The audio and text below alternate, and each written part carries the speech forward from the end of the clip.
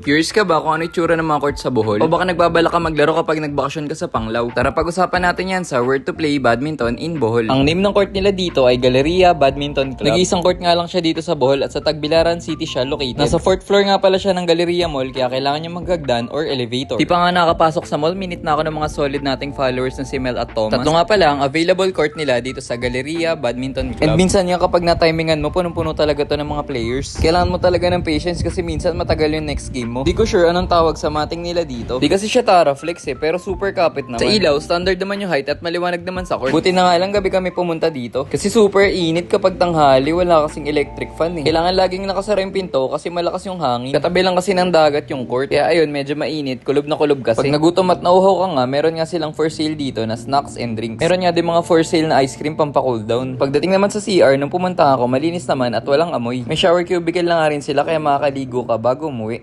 Malawak naman yung parking nila dito kasi mall to. Dito na nga lang kami sa gilid pinagpark ng guard kasi puno na. Overall, super goods ng court na to. Sa ngayon daw kasi ito pa lang talagang court dito sa Bohol. Sobrang daming ang player nun, di na ako lumaro nung gabi. Sayang nga eh. Pero buti na lang, niyaya ako nito ni Sir Scott na makilaro sa group nila kinabukasan. Grabe nga, ang lalakas nila, mapapalaban ka talaga. Hoping nga makabalik pa ako dito sa court nila. Kasi grabe, ang solid ng mga players nila dito. And super ganda din talaga ng Bohol. Kaya nga binabalik-balikan namin eh. Saan gusto nyo puntahan natin next time? Comment down below.